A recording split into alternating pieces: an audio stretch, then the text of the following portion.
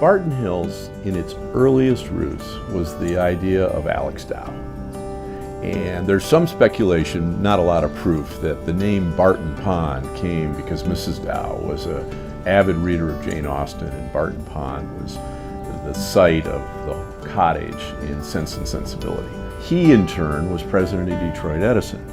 So the concept was that they would build Barton Dam, and then they would sell electricity to everybody that was up in the hills above Barton Pond. The village had a building boom in the 20s, never enough really to amortize the cost of the dam for Detroit Edison, but enough of a building boom to give the village kind of a start. And some of the really grand homes in the village are the ones that were built in the 1920s. It's hard to imagine that in 1919, the idea of a community or village with its own golf club was still a pretty novel idea. There were only a couple examples of where Francis Olmsted, many people know Olmsted, of course, for Central Park, and Belle Isle, and the Arboretum here at the university, and Donald Ross, the iconic golf course architect, actually joined forces.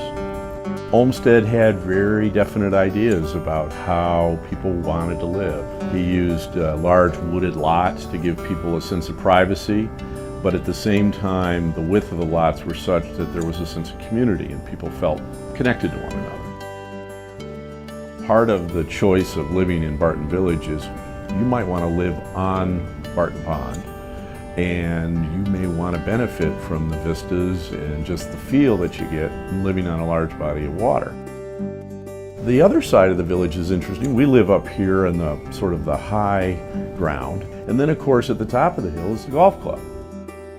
The golf course, which was a Ross design of 1921 and 22, was just completely restored this past fall, in the fall of 2012. $1 million project, 56 bunkers restored, greens reclaimed, tee boxes added to give a variety of skill levels a chance to enjoy the Donald Ross golf architecture, and that was just done. You go down the hill and you have a full swim program. Right next to that is a tennis program. Then you go inside the clubhouse and you have an executive chef that regularly wins some of the gourmet cuisine competitions around southeastern Michigan, and a pretty deep wine list. And you've got a pretty special environment. The biggest plus, however, is you're not planning yourself in the middle of Manhattan or downtown Chicago. You're planning yourself in a community where the city's 100,000, give or take. The metro area is maybe 240. And from where we live here, we can get to a Michigan sporting event or concert in 10, 12 minutes. And that includes finding a parking space. It's tough to beat. It's quality of life.